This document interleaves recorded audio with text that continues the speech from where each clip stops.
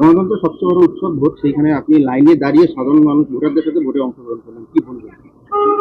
না, আমি আজকে সাধারণ নাগরিক এবং আমি একজন ভোটার। সেই ভোটার হিসেবে যে ইসিআর গাইডলাইন আছে সেটা মেনে আমি লাইনে দাঁড়িয়ে সবার সাথে ভোট দিলাম।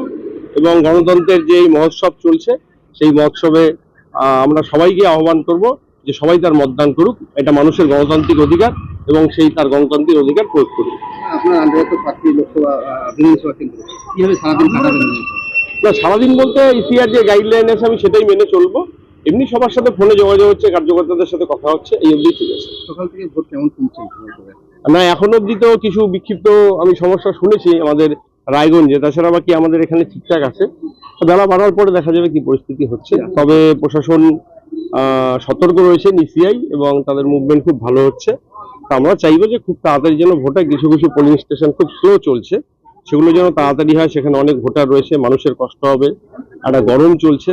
সেই জায়গায় দাঁড়িয়ে যারা পোলিং পার্সোনাল রয়েছেন, আমি বিভিন্ন অফিসারদেরকেও আমি বলবো যাতে পোলিং গুলো একটু তাড়াতাড়ি ফাস্ট করে, যাতে মানুষের কষ্ট কম হবে। যেভাবে নিরাপত্তা রয়েছে, মানুষ একটা উৎসাহের সাথে ভোট দিচ্ছে, সেখানে দাঁড়িয়ে কি বলবো সেই বিষয়ে? অবশ্যই মানুষ তার গণতান্ত্রিক অধিকার প্রয়োগ করছে এবং আমরা চাই শান্তিপূর্ণ ভোট। রাজনীতিতে বা বিশেষ করে যে কোনো রাজনৈতিক দল ক্ষমতায় আসতে পারে, যে কেউ জিততে পারে, কিন্তু আমরা চাইবো কোথাও যেন মানুষের গণতান্ত্রিক অধিকার প্রয়োগে বাধা না হয়, মানুষ যেন স্বতঃস্ফূর্তভাবে একদম সুন্দরভাবে ভোট দিতে পারে, কোনো রকম হুমকি বা কোনো রকম অশান্তি ছাড়া। চৌধুরী কি আশা করছেন? অবশ্যই ভালো আশা করছি, কারণ পশ্চিমবঙ্গের জনগণ তৈরি আছে।